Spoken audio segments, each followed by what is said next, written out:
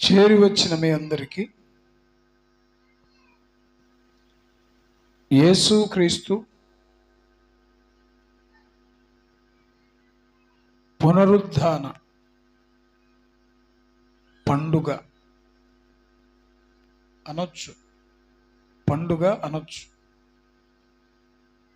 బహుశా క్రైస్తవ జీవితంలో ఇంతకు మించిన పండుగ ఇంకొకటి లేదేమో. స్తోత్రం. క్రైస్తవ జీవితంలోనే కాదు, మానవుని యొక్క మనుగడలో సత్యం తెలియకపోతే తెలియకపోవచ్చు, కానీ పక్షపాతము లేని దేవుడు సర్వమానవాళి పాప పరిహారార్థమై తనను తానే సిలువకు అప్పగించుకుని మృతి నొంది సమాధి చేయబడి తిరిగి లేచిన రోజు. స్తోత్రం, స్తోత్రం. నేను మళ్ళీ చెప్తున్నా, ఆయన ఈ రోజే తిరిగి లేచాడని రుజువు ఉందా అని అడగొద్దు. ఈ రోజే తిరిగి లేచాడని మనకు లిటరల్గా బైబిల్లో కనిపించకపోయినా ఆయన తిరిగి లేచిన మాట నిజం.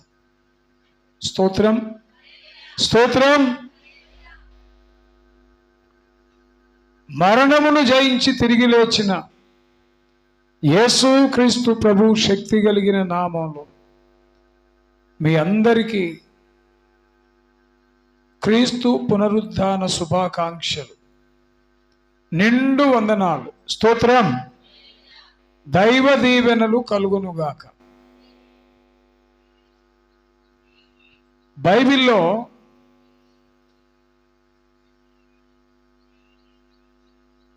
కొరింథీయులకు రాసిన మొదటి పత్రిక, అపోస్తలుడైన పౌలు కొరింథీయులకు రాసిన మొదటి పత్రిక 15వ అధ్యాయం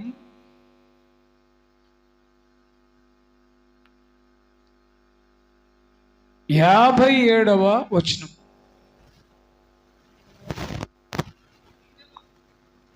అయినను మన ప్రభువైన యేసుక్రీస్తు మూలముగా మనకు జయము అనుగ్రహించుచున్న, రెండు చేతులు పైకెత్తి స్తోత్రం చెప్పండి, గట్టి చెప్పాలి. స్తోత్రం, స్తోత్రం, స్తోత్రం. మన ప్రభువైన యేసుక్రీస్తు మూలముగా మనకు జయము అనుగ్రహించుచున్న దేవునికి స్తోత్రము. అంటే దేవునికి స్తోత్రము కలగాలి అని భక్తుని ద్వారా పరిశుద్ధాత్మ దేవుడు నిర్దేశిస్తున్న మాట. మన ప్రభువైన యేసుక్రీస్తు ఎందుకు స్తోత్రం కలగాలి అని అంటే జయం అనుగ్రహిస్తున్నాడు కాబట్టి. జయం అనుగ్రహిస్తుంది ఎవరు అంటే దేవుడు తండ్రి. ఎవరి ద్వారా జయాన్ని అనుగ్రహిస్తున్నాడు అంటే మన ప్రభు అయిన తన కుమారుడైన యేసుక్రీస్తు ద్వారా జయం అనుగ్రహించుచున్న దేవునికి స్తోత్రం. అంటే దేవునికి ఎందుకు స్తోత్రం చెప్పాలో వ్రాయబడింది. తండ్రి అయిన దేవుడు జయాన్ని ఎలాగ అనుగ్రహిస్తున్నాడో వ్రాయబడింది. సమస్త మానవాళి పొందుతున్న జయం ఎవరిని బట్టి పొందుతున్నామో వ్రాయబడింది. కుమారుడైన క్రీస్తు మూలంగా మనకు జయం. క్రీస్తు మూలంగా జయము పొందుచున్న మనము ఎవరిని స్తుతించాలి అంటే తండ్రి అయిన దేవుని స్తుతించాలి. స్తోత్రం చెప్పండి. స్తోత్రం.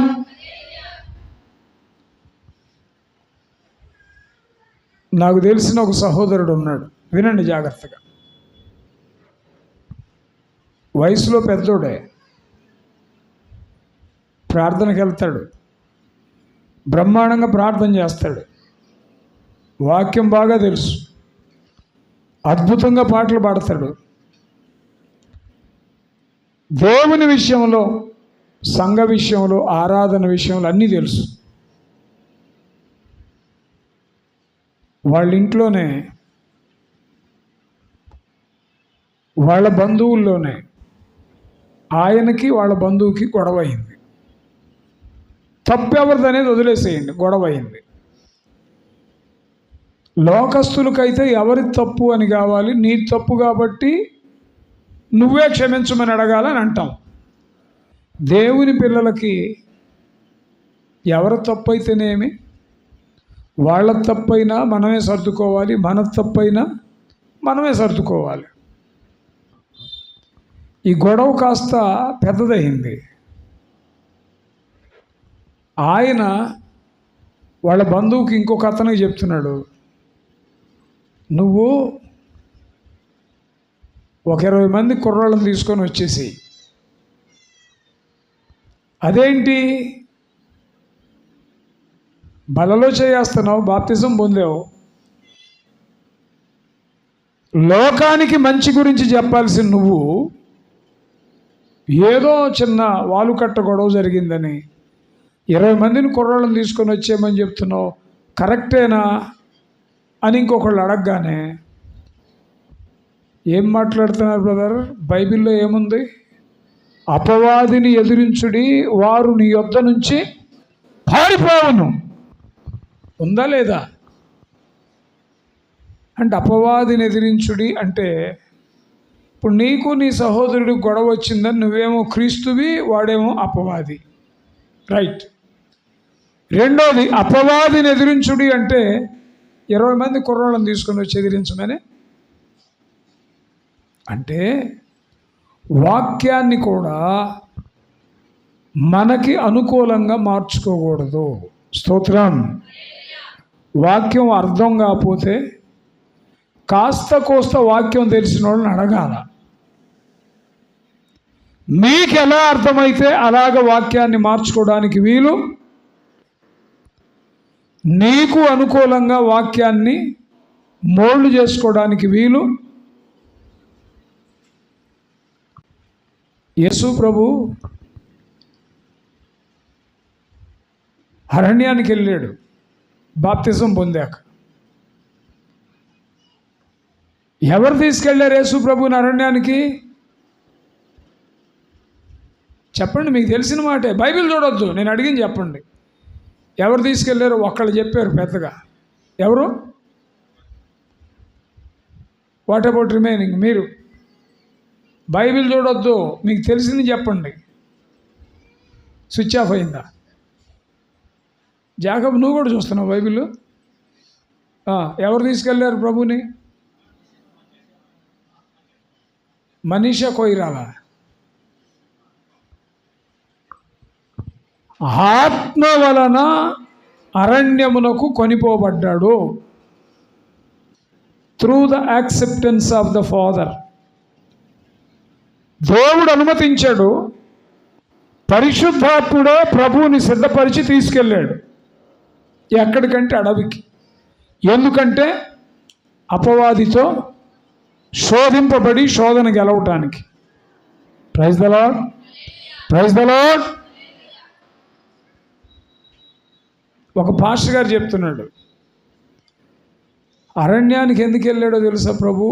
సాతానుతో ఫైట్. అరణ్యంలోనే ఎందుకు చేయాలి ఫైట్ అంటే, ఇక్కడ మన ఇద్దరం కొట్టుకుంటే జనమందరూ చూస్తారు, జనమందరూ చూస్తే తండ్రికి అవమానం వచ్చింది. ఒరే సైతానా, నీ స్థలం ఎక్కడో చెప్పు, ఎట్లా నీ ప్రాంతానికి వస్తా, నీ ఇంటికి వస్తా అన్నట్టు. ఎక్కడ రమ్మంటావో చెప్పంటే వాడు అనుకున్నాడంట, దేవాలయంలో అయితే కొట్టలేము, అడవిలో అయితే నా బలం ఎక్కువ ఉంటుంది, అడవికి రా నీకుంటే చూసుకుందాం అన్నాడంట. అరే నన్ను పట్టుకొని అడవికి రా అంటావు, నీ సంగతి చూస్తా పదని వెళ్ళాడంట. ఏమంటారు వీటిని? బైబిల్ని జాగ్రత్త చదువుకోవాలి. అసలు మనకి ఈ లోకంలో శాశ్వతమైన సంపద ఏదైనా ఉంది అంటే వాక్యమే సంపద. స్తోత్రం. ఏ ఐశ్వర్యమైనా ఒకరోజు తరిగిపోద్ది, మనం వదిలేసి వెళ్ళిపోతాం. శరీరంతో ఉన్నప్పుడు మన స్థాయిని దేవునిలో గొప్పగుంచేది. శరీరాన్ని విడిచాక కూడా పరలోకంలో కూడా సుస్థిర స్థానానికి కారణం ఏంటంటే వాక్యం. వాక్యాన్ని సంపాదించుకోండి, వాక్యంతో నింపబడండి, వాక్యానికి ప్రతీకలుగా మారండి. వాక్యం సజీవ వాక్యం అని ఎప్పుడు ప్రజల వల్ల పిలువబడుతుందంటే, ప్రాణముతో ఉన్న మీరు వాక్యంగా మారిపోతే మిమ్మల్ని బట్టి వాక్యం సజీవ వాక్యం అవుతుంది. స్తోత్రం, స్తోత్రం.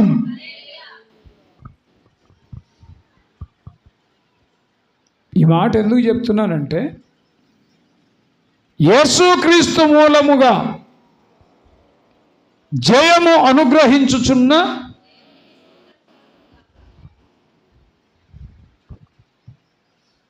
అక్క చెల్లెలిద్దరు గొడవ అయింది. అక్క చెల్లెల మీద కోర్టు కేసింది. అన్ని ఇళ్లల్లో చిన్నోళ్ళు గడుచుకుంటారు, పెద్దోళ్ళు కొద్దిగా మెత్తగా ఉంటారు. కొన్ని ఇళ్లల్లో చిన్నోళ్ళే కొద్దిగా ఆలోచన కలిగి ఉంటారు, పెద్దోళ్ళు దురుసుగా ఉంటారు. నేను చెప్పే ఈ ఇంట్లో అక్క దురుసు, చెల్లి కొద్దిగా మెతక. ఆస్తిలో వాటాకు వస్తుందని చెప్పి కోర్టు కేసింది. ఇద్దరు ప్రార్థనకు వెళ్తారు, ఇద్దరు బాప్తిజం పొందారు, ఇద్దరు బలలో చేయి వేస్తారు, ఇద్దరు పాట పాడతారు, అపరాధిని యేసయ్యా అని.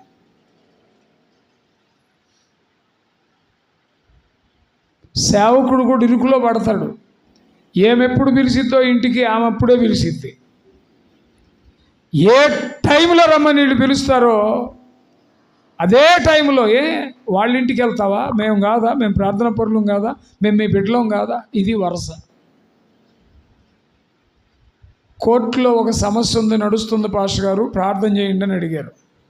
నేను బ్లెస్సింగ్ ఇవ్వాలా.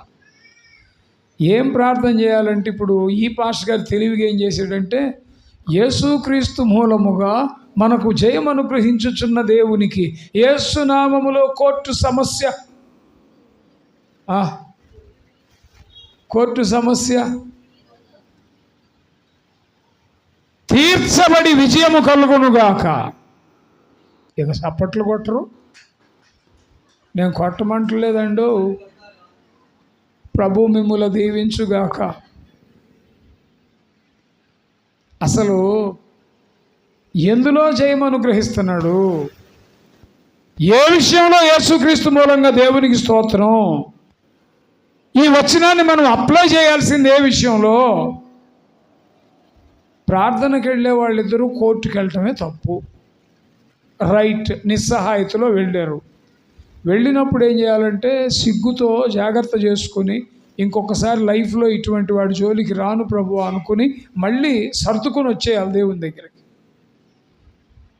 సరే, ఆ సిగ్గుమాలినోడు చెప్పారు అనుకో, ఈ దిక్కుమాలినోడు ఏం ప్రార్థన చేస్తున్నాడు? నాలాంటి వాడే అనుకోండిలే.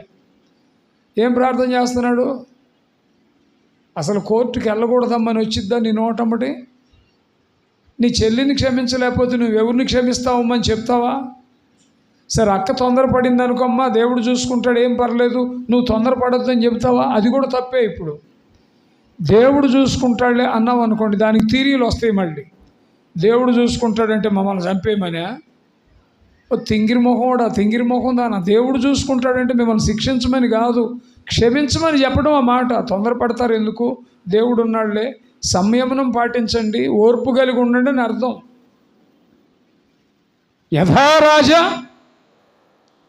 పూర్తి చేయండి. యథారాజా రాజు ఎట్టున్నాడో ప్రజలు అట్లా. ఇప్పుడు ప్రజలు ఎట్టున్నారో సేవకులు కూడా అట్లా. స్తోత్రం. క్రీస్తు ద్వారా జయం అనుగ్రహించుచున్న దేవునికి అంటే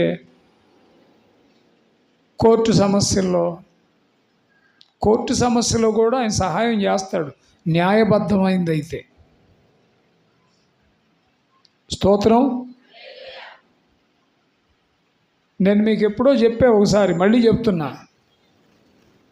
ఒక పెద్ద పాస్టర్ గారు తన దగ్గర ఎదిగిన పాస్టర్లో ఒకరిని కొట్టాడు డయాస్ మీద.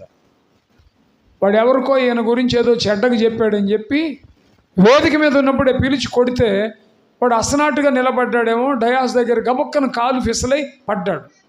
పడి వెన్నుపూస దగ్గర దెబ్బ తగిలింది. సరే, పడ్డావాడిని కొట్టినోడు అప్పటికి 65 వయసు, నేను చెప్పేది 15 ఏళ్ల క్రితం. కొట్టినోడు రే నాన్న తొందరపడ్డాను, గబక్కన దెబ్బేసాను రా, సారీ అమ్మా పడ్డావు అనాలొద్దా? పడ్డాడా నా డాష్ సావనై ఎవడు పట్టుకోమాకండి అన్నాడు. ఊరు నాయన, నువ్వు పాస్టరువా విలనువా? మేలు కోరి స్నేహితుడు గాయము చేయును అని ఉంది. బుద్ధి వచ్చునని నీ కుమారుని గద్దించుము అని ఉంది.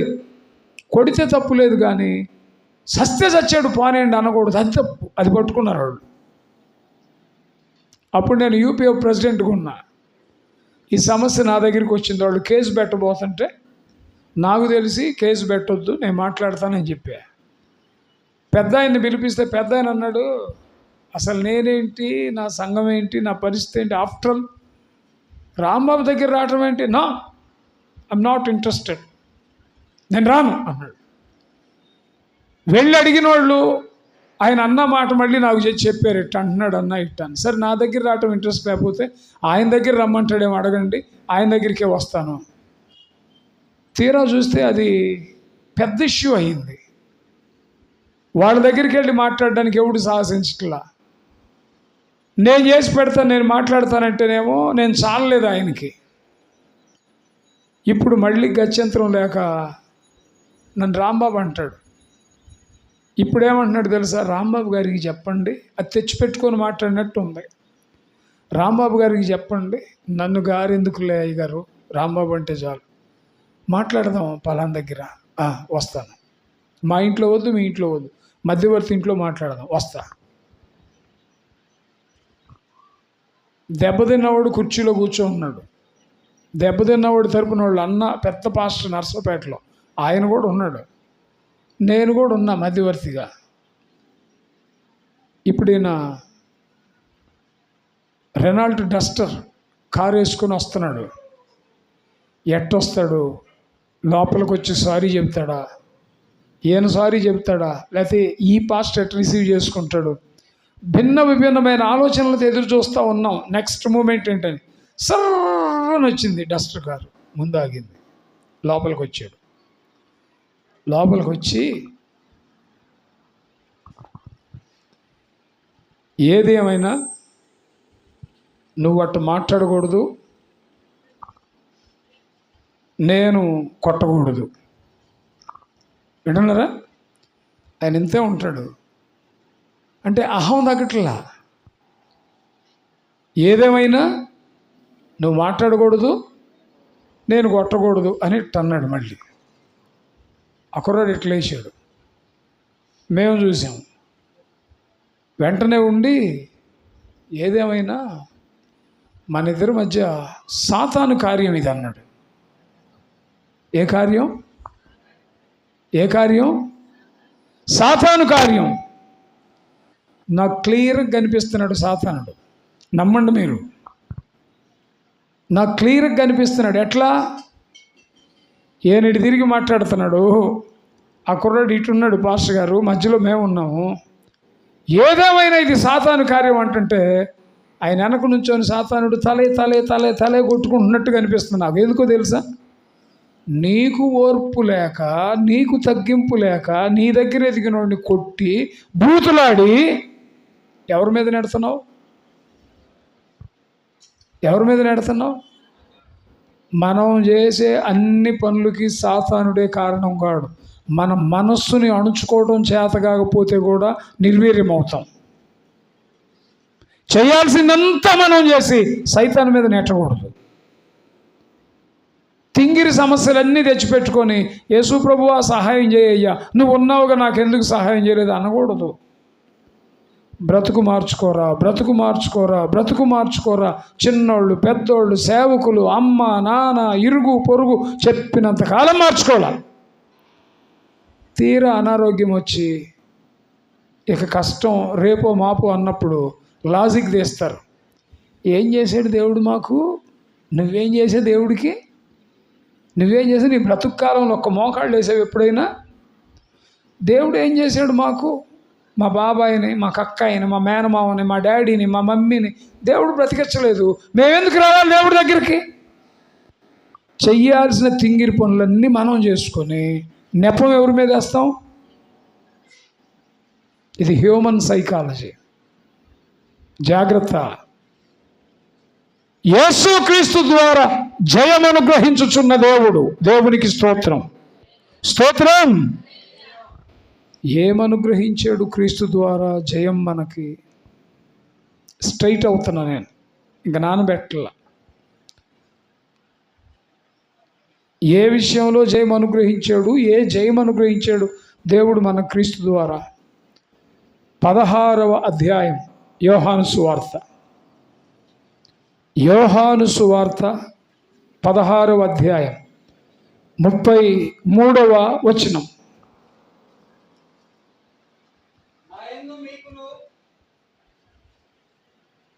చదవండి. నా యందు మీకు సమాధానము కలుగునట్లు చెప్పుచున్నాను. లోకములో మీకు శ్రమ కలుగును. ఒక్కసారి ఆ మాట కలిసి చెప్పండి. లోకములో, అందరూ కలిసి చెప్పాలి. లోకములో మనకు శ్రమ కలుగును, అయినను ధైర్యము తెచ్చుకుందాము. చదువు అన్న. చప్పట్లు కూడా దేవుని స్తుతించండి. నేను లోకమును జయించి ఉన్నాను. ఎవరు చెప్తున్నారు ఈ మాట? యేసుక్రీస్తు. తెలుగులో జయించి ఉన్నాను అన్నాడు, కానీ I had been overcome the world. నేను లోకమును దాటి వెళ్ళాను అంటాడు. ఓవర్కమ్ చేయటం అంటే అచ్చ తెలుగులో అధిగమించుట. ఏంటది? కోపం వచ్చిందనుకో, కోపాన్ని జయించం, కోపాన్ని ఓవర్కమ్ చేయాల. కన్నీరు వచ్చిందనుకో, కన్నీటితో కత్తి పట్టుకొని యుద్ధం చేస్తామా ఏంటి? కన్నీటిని ఓవర్కమ్ చేయాల, అధిగమించాల, దాటుకుని వెళ్ళాల.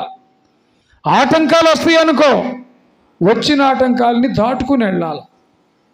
దిగజారే పరిస్థితులు వస్తాయి అనుకో, దిగజారిపోయే పరిస్థితుల్ని ఓవర్కమ్ చేసుకుని వెళ్ళాలి.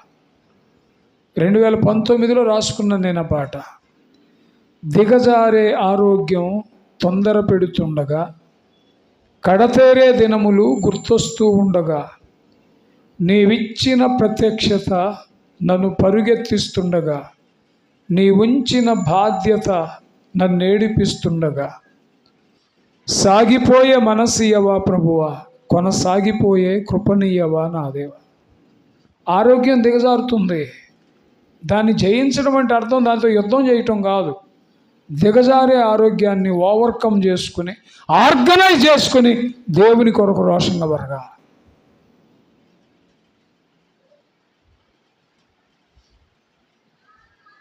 అనారోగ్య పరిస్థితులను బట్టి మరణపు వాత పడే స్థితిగతులు ఉంటాయి. దాంతో యుద్ధం చేయడం అంటే అర్థం కత్తి పట్టుకుని దాంతో యుద్ధం చేయలేము. పరిస్థితితో ఎవడు యుద్ధం చేస్తాడు? చేస్తాడు. పరిస్థితుల్ని దాటుకుని వెళ్ళేవాడే దాన్ని జయించినవాడు. స్తోత్రం, స్తోత్రం. సో నేను లోకమును జయించాను అన్నాడు. అంటే అర్థం ఏంటంటే, లోకం విషయంలో మనుషులందరూ ఓడిపోతారు. నేనేం చేశానంటే, లోకము చేతిలో నేను ఓడిపోకుండా దాన్ని దాటి వెళ్ళా. స్తోత్రం. జయించాను అనే మాట కంటే దాటి వెళ్ళాను అనే మాట చాలా చిన్నగా ఉంటుంది. కానీ లిటరల్గా వస్తే జయించడం అనే మాట చాలా అసహజం. కానీ దాటుకుని వెళ్ళాను అంటే నడుస్తున్నాం రోడ్డు మధ్యలో బురద ఉంది, అడుగేస్తే బురదలో పడిద్ది. అప్పుడేం చేస్తావేంటి? నిలబడి కాళ్ళతో దంతావా? బురద పో అని ఏం చేస్తావు? అక్కడ వేయాల్సిన అడుగు తప్పించి ఇంకో దగ్గరేసి వెళ్ళిపోతావు. అది ఓవర్కమ్ చేయటం. లోకమును జయించాను. యోహాను పత్రిక 5:4 మొదటి పత్రిక, యోహాను మొదటి పత్రిక 5వ అధ్యాయం 4వ వచనం. ఫాస్ట్.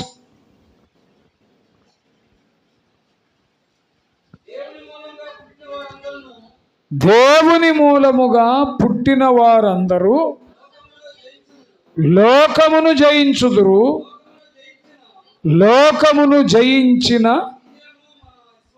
విజయము మన విశ్వాసమే. స్తోత్రం. క్రీస్తునందు విశ్వాసము కలిగిన వాడు లోకాన్ని జయిస్తాడు. అంటే లోకాన్ని ఓవర్కమ్ చేస్తాడు, లోకాన్ని దాటుకుని వెళ్ళిపోతాడు. లోకం అంటే ఏంటి? America, Iran, China, Russia, Israel, north Korea, south Korea, లెబనాను, Turkey, భారతదేశం, శ్రీలంక, ఆఫ్ఘనిస్తాన్, పాకిస్తాన్. ఇదే లోకం నా? వాళ్ళు కూడా ప్రార్థన చేస్తారు. క్రైస్తవ దేశాలు యుద్ధానికి సిద్ధపడి ఆయుధాలు రెడీ చేసుకొని, ప్రభువా యుద్ధం చేయబోతున్నాం, వాడిని జయించే కృపని ప్రభువా అని. జయించడం అంటే వాడిని చంపటమేగా. నువ్వు నీ దృష్టిలో అది యుద్ధం. ఆ యుద్ధానికి ఒకరోజు ముగింపు ఉంటుంది. కానీ క్రైస్తవ జీవితంలో మనం ఎదుర్కొనే యుద్ధాలకి పెట్టెలో పెట్టిందాకా ఉంటుంది ఆ ఫైట్. స్తోత్రం. దీనికి ముగింపు లేదు. ఇంతకీ లోకమును జయించున్నాను అంటే ఈరోజు ప్రభు తిరిగి లేచాడు. అందరు చెప్పుకునేది ఏంటంటే విజయుడైన ప్రభు సహాయం వల్ల ఆయన మరణాన్ని జయించాడు, మనం కూడా మరణాన్ని జయిస్తాం. మనం ఇంకా మరణం దాకా రాలా, దాని ప్రక్కన ఉంచండి.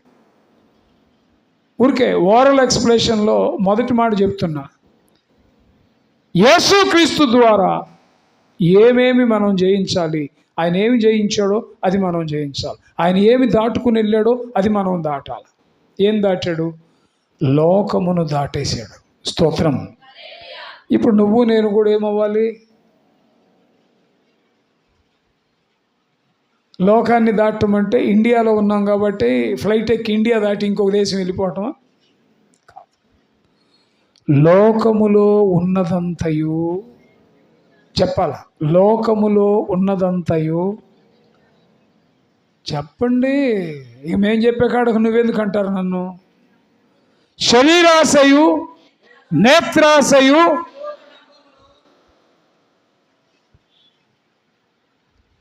లోకములో ఉన్నదంతా శరీరాశ, నేత్రాశ అంటే కోరికలు. ఏం కోరికలు అవి? శారీరక కోరికలు, నేత్రాన్ని బట్టి కలిగే కోరికలు, జీవపు డంబం. జీవపు డంబం అంటే మీకు అర్థమయ్యే భాషలో చెప్పాలంటే ఎచ్చులు. మీకు తెలుసా?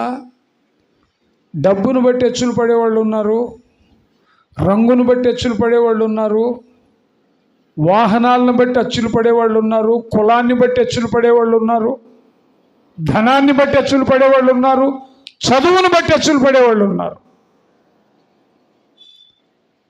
రక్షించబడి క్రీస్తు పిల్లలని చెప్పుకునే వారిలో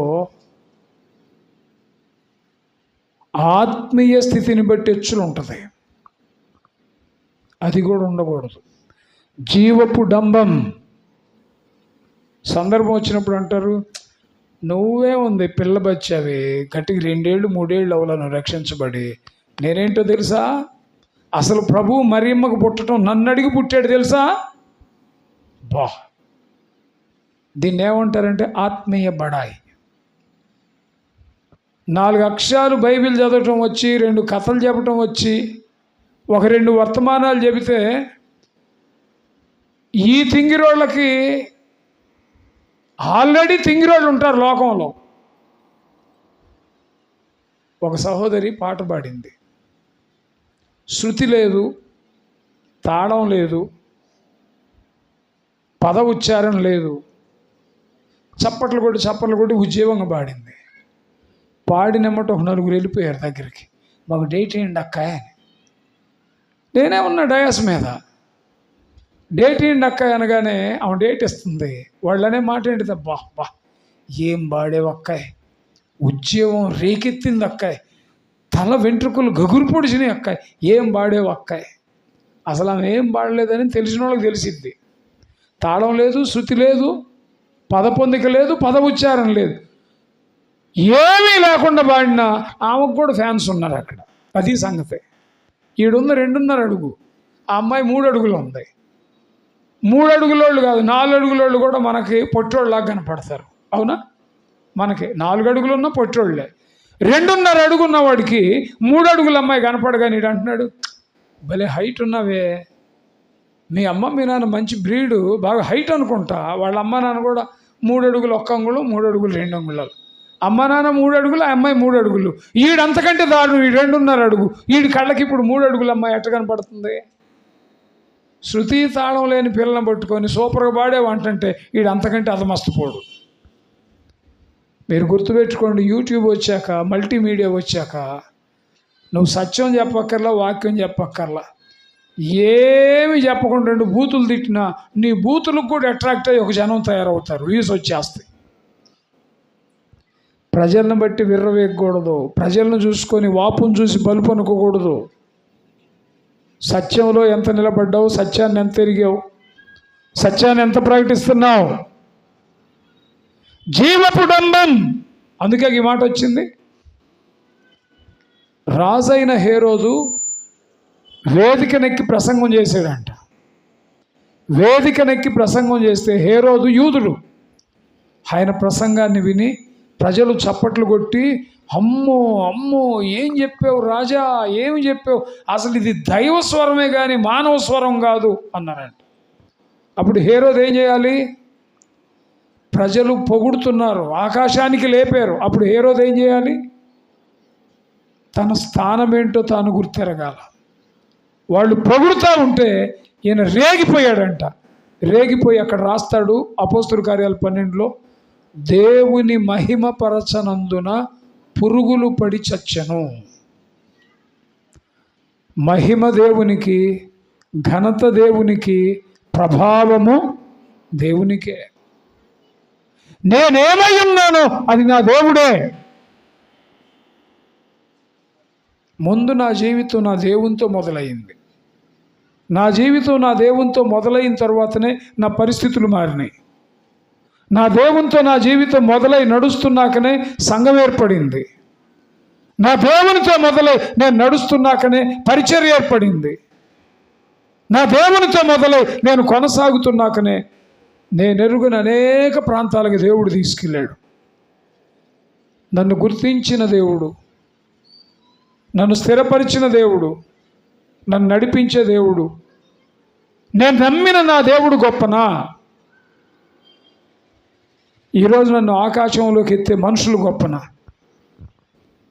ఎవరు గొప్ప? దేవుడే గొప్ప. నేల విడిచి సాము చేయకూడదు. స్థితికి కారకుడైన దేవుణ్ణి మరవకూడదు. మనుషులదేముందండి? మనుషులు చాలా అల్ప స్వభావం కలిగిన వాళ్ళు. కాసేపు బాగుంటారు, కాసేపు రివర్స్లో ఉంటారు. కాసేపు సూపర్ అంటారు, కాసేపు సూపర్ బ్యాడ్ అంటారు. ఇప్పుడు నోరు తిట్టిద్ది, రేపు సూపర్ అంటది. ఇప్పుడు సూపర్ అంటది, రేపు నోరు తిట్టిద్ది. మనుషులకి స్థిరత్వం లేదు. ఎప్పుడు మనతో స్థిరంగా ఉండేది ఎవరు? ఆయన మనతో స్థిరంగా ఉంటాడు. ఒకవేళ ఎవడైనా అతిశయించాల్సి వస్తే దేవుని బట్టి అతిశయించాలి. స్తోత్రం, స్తోత్రం. జీవపు డంబం. డంబం అంటే బడాయి, అతిశయం. జీవిస్తున్నావుగా, జీవిస్తూ ఉన్న నీవు నీకున్న స్థితిగతులను బట్టి గర్వించడానికి వీలు లేదు. లోకములో ఉన్నది జీవపు డంబం.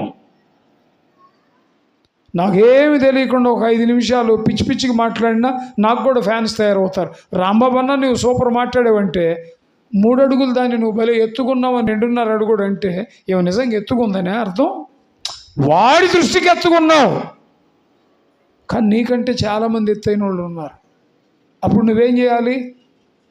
ఒకవేళ వాడి కళ్ళకి ఎత్తుకు కనపడినా నువ్వు సత్యాన్ని గ్రహించుకుని అణుచుకొని బ్రతకాల. స్తోత్రం, స్తోత్రం.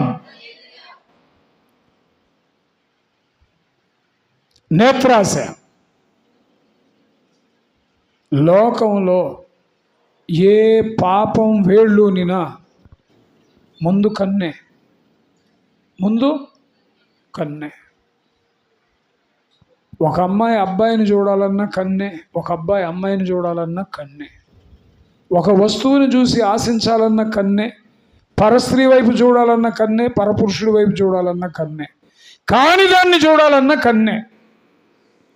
కన్నుంది కాబట్టి చూడొచ్చు, కన్ను చూసిన దాన్ని మనసు ఆశపడకూడదు. కన్ను చూసిన దాన్ని మనసు కోరుకుంటే అయిపోయినట్టే.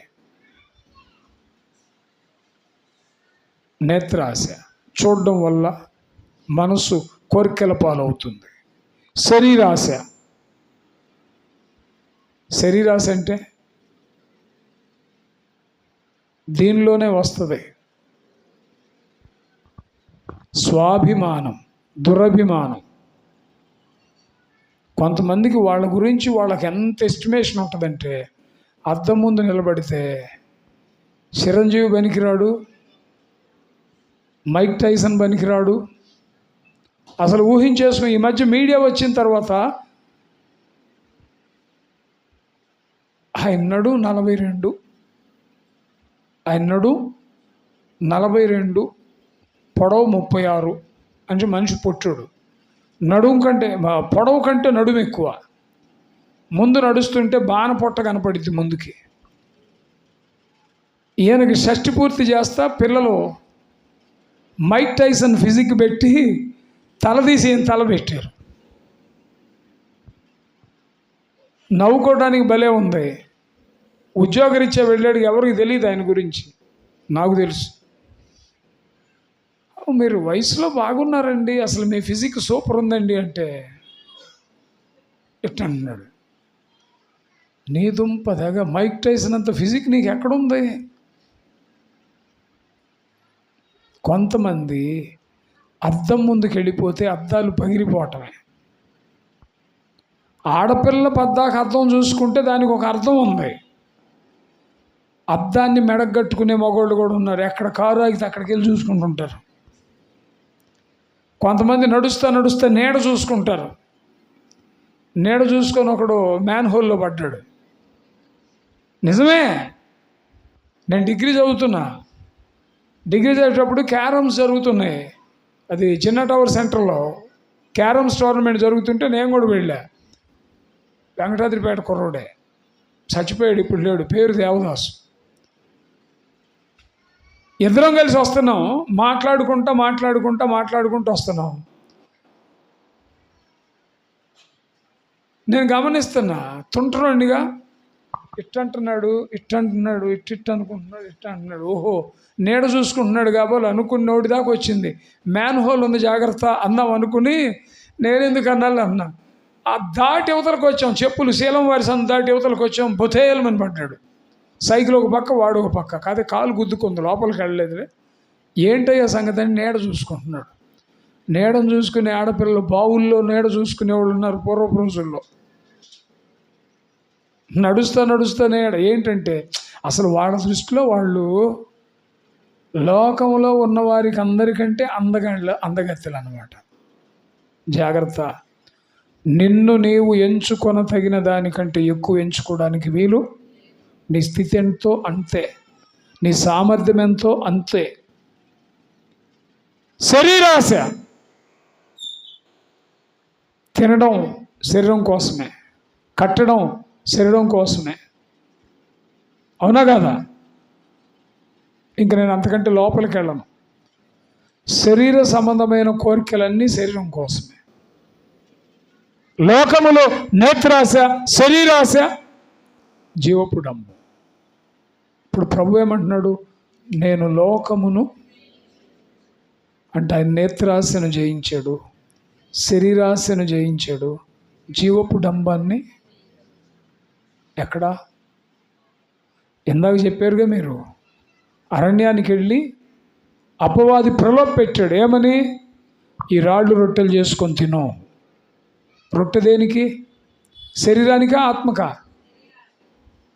రాళ్ళు రొట్టెలు చేసుకొని తిను అన్నాడు. ప్రభు ఏమన్నాడు? మనుష్యుడు రొట్టె వలన కాదు, దేవుని అంటే శరీరాశను ఓవర్కమ్ చేశాడు. ఈసారి ఏం చేశాడు వాడు? ఎత్తైన పర్వతం మీదకి తీసుకెళ్ళి ఈ లోకమంతా నీకు ఇచ్చేస్తా, నా కాళ్ళకు మొక్కు అన్నాడు. ఏం చేశాడు ప్రభు? ప్రభు అయిన నీ దేవునికి మాత్రం మొక్కి ఆయన్ని సేవించాలని ఉంది అన్నాడు. పర్వతం మీదకి తీసుకెళ్ళి ఇక్కడి నుంచి దుముకు, దూతలు నిన్ను పట్టుకుంటారని రాయబడింది అన్నాడు. ప్రభువుకు నీ దేవుని శోధింపవద్దు అని రాయబడింది. దేశమంతా చూపించాడు నేత్రాశ. రాళ్ళు రొట్టెలు చేసుకు తినమన్నాడు, శరీరాశ. పైనుండి దుముకు, దూతలు నిన్ను పట్టుకుంటారు, జీవపు డంబం. నీకు మరణం లేదుగా, నువ్వు జీవానికి అధిపతివిగా, అసలు జీవం నువ్వేగా. ఇక్కడ నుంచి దుముకు, నీకేమైంది? ఆయన ఈ లోకానికి వచ్చింది నువ్వు చెబితే దుముకడానికి కాదు, శిలువ మీద మరణించి సమస్త మానవాడి పాపం నుంచి విమోచించడానికి. స్తోత్రం. నువ్వు చెప్తే ఎట్ట? సాతాను నా వెనుకకు పో, గద్దించాడు, వెళ్ళిపోయి లోకాన్ని జయించాడు ఆయన. స్తోత్రం, స్తోత్రం.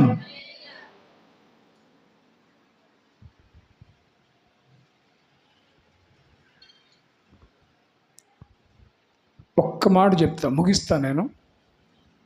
ఒకవేళ ఇంకా ఈ విషయాలు మనం పరిశీలించాలంటే నెక్స్ట్ వీక్ కంటిన్యూ చేసుకోవచ్చు, తప్పేం లేదు. సామెతల గ్రంథం 16:32 చదవండి. సామెతల గ్రంథం 16:32. పరాక్రమశాలి కంటే దీర్ఘశాంతము గలవాడు శ్రేష్ఠుడు. అయ్యా, పట్టణమును పట్టుకొని వాని కంటే తన మనస్సును స్వాధీనపరుచుకొనువాడు. అంటే ఇప్పుడు యేసు ప్రభు శరీరధారిగా వచ్చాడు. మనుషులందరి మనసు ఎలాగుంటుందో ఆయనకు కూడా ఉంది. ఉందా లేదా? చదవండి 4:15 హెబ్రీ పత్రిక. మన ప్రధాన యాజకుడు మనతో సహానుభవము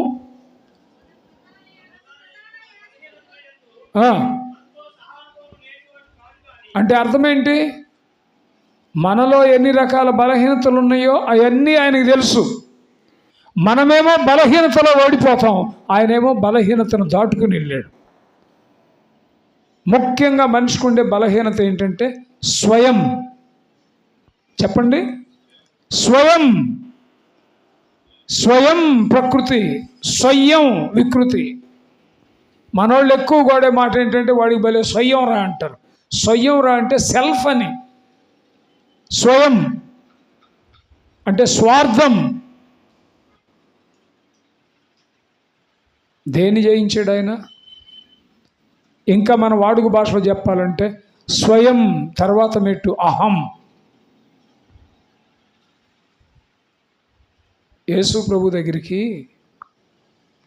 చాలామంది జనం వచ్చారు. ఆయన వాక్యం విని, ఆయన పట్ల విశ్వాసం కలిగి, ఆయన్ని వెంబడించడానికి వచ్చారు.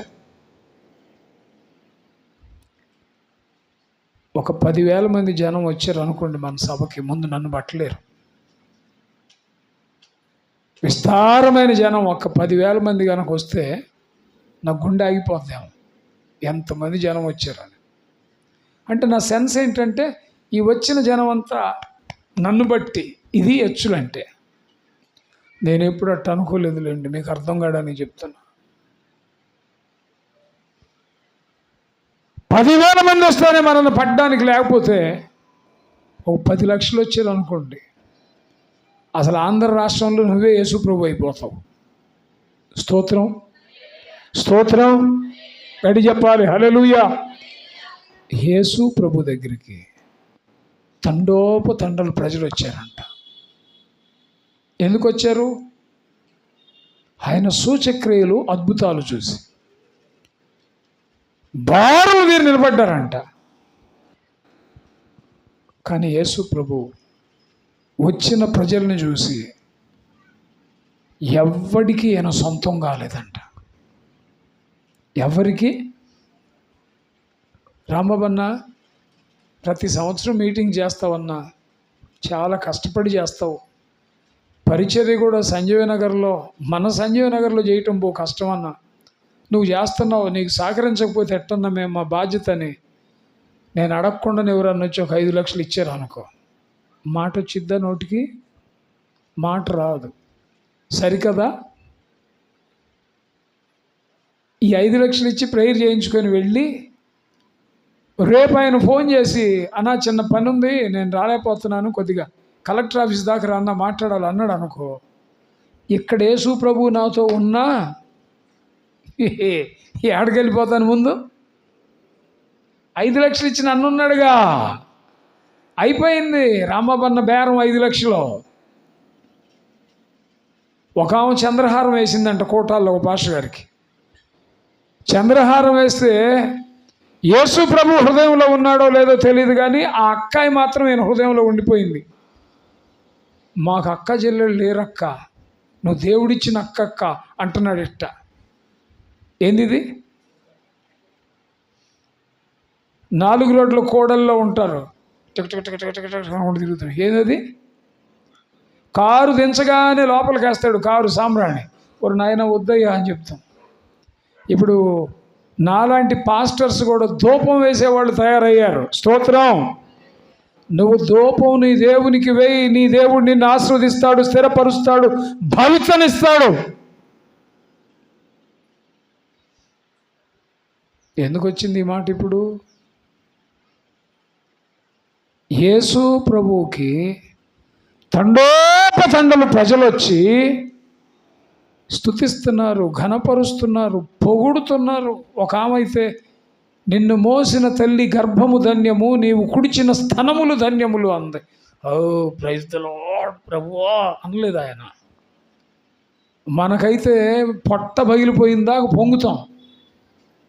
ఆయన ఏమన్నాడు తెలుసా? అవును కానీ నా మాట విని ఆ చొప్పున బ్రతికేవారు అంతకంటే ధన్యులు అన్నాడు. స్తోత్రం చెప్పండి.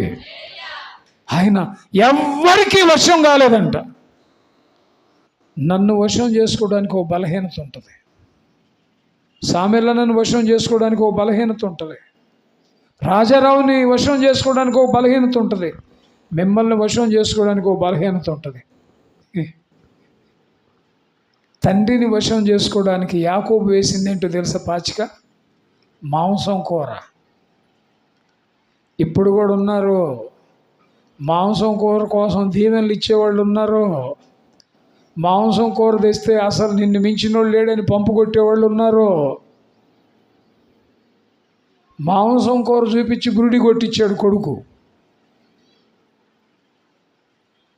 స్తోత్రం.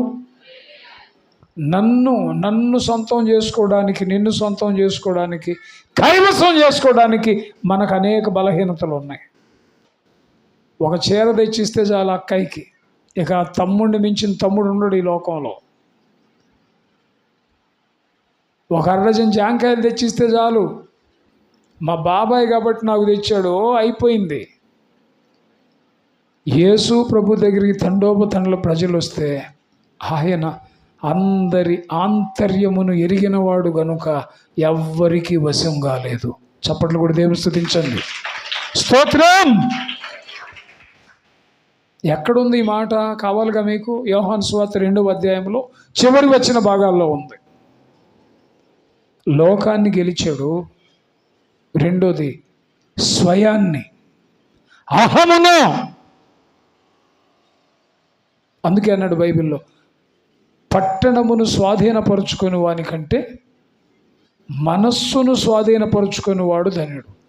పరాక్రమశాలి కంటే మనస్సుని గెలిచేవాడు ధన్యుడు అంట. ఇప్పుడు క్రైస్తవ్యం ఓడిపోతుంది ఎక్కడంటే, మొన్న ఎవరు అంటున్నారు, జగన్ని చంద్రబాబు నాయుడు కాదు ఓడించింది, ఈవీఎం ఈఎంఐ ఏంటయ్యి? అందుకే నేను అడుగుతున్నా, ఏఎమ్మో ఈవీఎం వాటిని మార్ఫింగ్ చేసి గెలిచాడు అంటున్నారు. అసలు అంచనా ఏంటంటే, రాజకీయ విశ్లేషకుల దురంధరుల అంచనా ఏంటంటే, జగన్ని ఎవరు ఓడించాల, జగనే ఓడించుకున్నాడు. బికాస్ ఆఫ్, ఎందువల్ల చెప్పండి, ఎందువల్ల? సెల్ఫ్. మనిషి ఎంత ఉన్నత దశలోకి వెళ్ళినా అహాన్ని తొక్కేయాలి కాళ్ళ క్రింద. అహం పెరిగిందా కాతే నువ్వు బ్రతికి అటు ఇటు తిరుగుతుంటావు, కానీ నువ్వు లేవని అర్థం దేవుని దృష్టిలో. అందుకే అన్నాడు ఆయన, ఎవ్వరికి తనను స్వాధీనపరుచుకోవాలా అంటే, అహం ఆయన మీద పని చేయలేదు, స్వయం ఆయన మీద పని చేయలేదు, మనుషులందరి మీద పనిచేసినట్టుగా మానవీయ కోణంలో మనుషుల మీద పనిచేసే ప్రభావితం చూపే పరిస్థితులు కూడా ఆయన మీద ప్రభావం చూపించాల. అసలు ఆయన్ని పట్టుకోవడం ఎవడి వల్ల కావాల? స్తోత్రం, స్తోత్రం. ముగించుకుందాం. మరణాన్ని జయించాడు, పాతాళం ఆయన్ని పట్టించలేదు, పాపాన్ని జయించాడు, ధర్మశాస్త్రాన్ని జయించాడు, తీర్పును జయించాడు, నరకాన్ని జయించాడు. ఆయన ఏ ఏ విషయాల మీద విజయాన్ని పొందాడో, నేను విజయుడను గనుక నన్ను బట్టి మీరందరూ కూడా విజయులు అవ్వాలి. స్తోత్రం. ఈరోజు ఈస్టర్ ప్రత్యేక సందేశం ఏంటంటే, క్రీస్తు మరణమును జయించిన రోజు. స్తోత్రం. తిరిగి లేచాడు అంటే మరణాన్ని జయించాడు, తిరిగి లేచాడు అంటే అహాన్ని పాత పెట్టాడు, తిరిగి లేచాడు అంటే లోకాన్ని కాళ్ళ క్రింద తొక్కేశాడు, తిరిగి లేచాడు అంటే పాతాళం మోగపోయింది, తిరిగి లేచాడు అంటే సాతానుడు నడ్డి విరవబడింది, తిరిగి లేచాడు అంటే తీర్పు ఒట్టుపోయింది, తిరిగి లేచాడు అంటే నరకం మౌనమైంది. ఆయన తిరిగి లేచిన రోజు, పునరుద్ధానుడైన రోజు జ్ఞాపకంలో ఉంచుదాం. ఆయన్ని పోలి మనం కూడా జయము నొందిన వారమై బ్రతుకుదాం. దేవుడి మాటలు మన వెనికిడిలో ఆశీర్వదించుగాక. స్తోత్రం. ప్రార్థన. జాన్ బాబు గారు ప్రార్థన చేయండి. వచ్చిన తర్వాత